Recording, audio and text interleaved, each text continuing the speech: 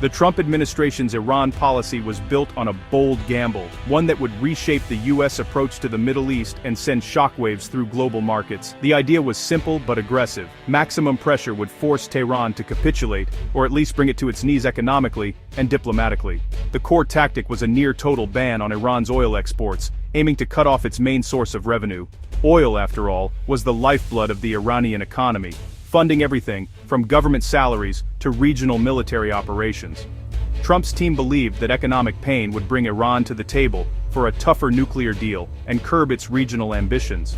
They hoped that by squeezing Iran's finances, the regime would have no choice but to negotiate on America's terms. Unlike the previous administration's multilateral approach, Trump acted unilaterally, withdrawing from the 2015 nuclear accord and reimposing sweeping sanctions. This marked a dramatic shift in U.S. foreign policy, signaling a willingness to go it alone.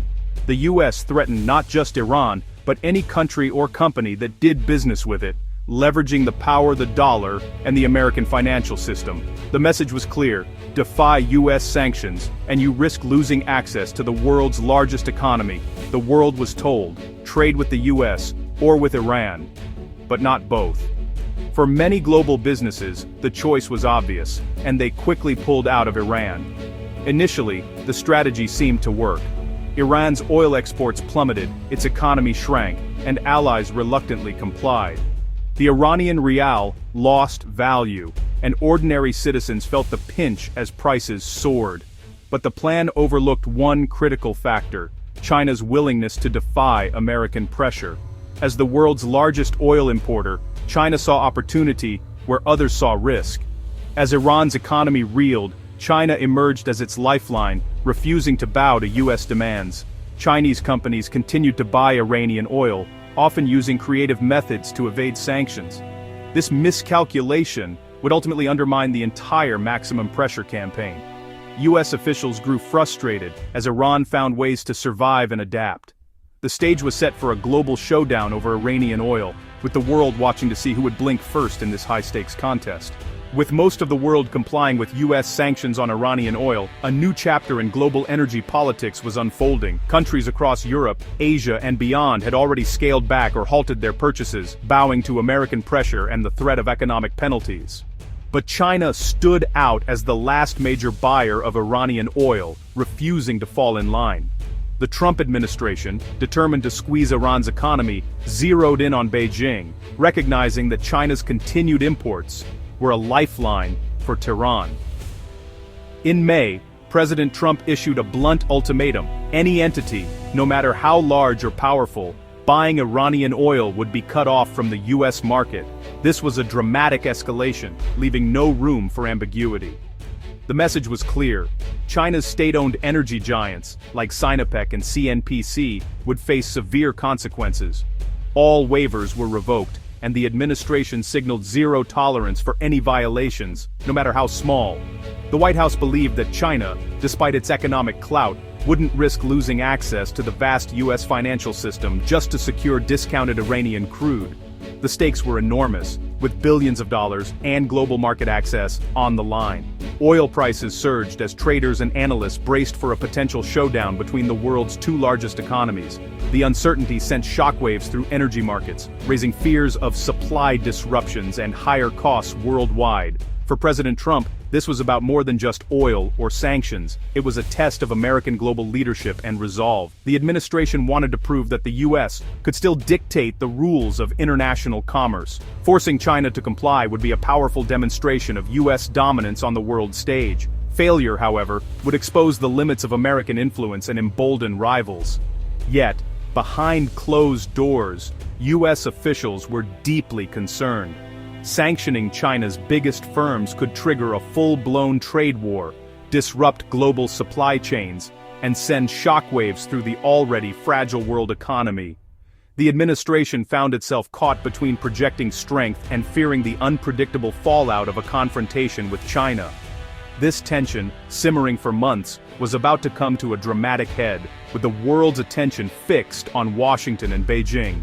As the standoff intensified, the world watched anxiously, waiting to see which superpower would blink first, and what the consequences would be for the global order. China didn't blink. When faced with mounting pressure and threats from Washington, Chinese leaders stood firm, refusing to back down or show any sign of weakness. Instead, it doubled down on defiance, signaling to the world that it would not be intimidated by American ultimatums or economic threats.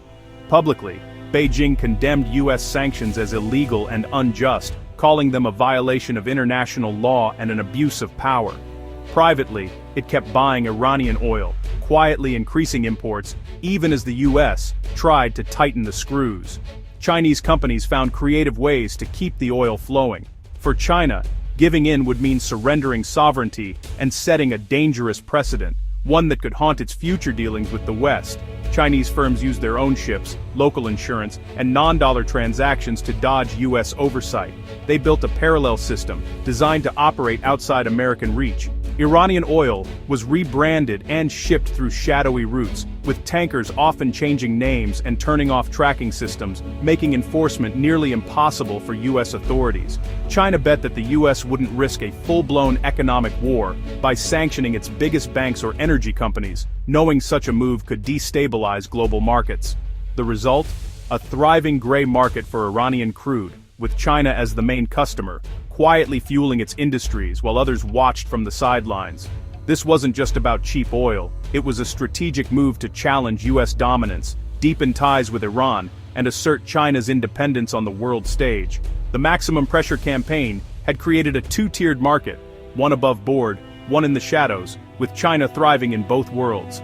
In the end, Washington's attempt to isolate Iran only pushed it closer to Beijing, strengthening a partnership that could reshape the global balance of power. As China kept buying, the U.S. scrambled to plug the leaks. The Treasury targeted a web of shippers, front companies, and shadow bankers moving Iranian oil. Sanctions hit Greek shipping networks and shadowy financiers using crypto and shell companies. Each crackdown only pushed the trade further underground, with new players stepping in for those caught.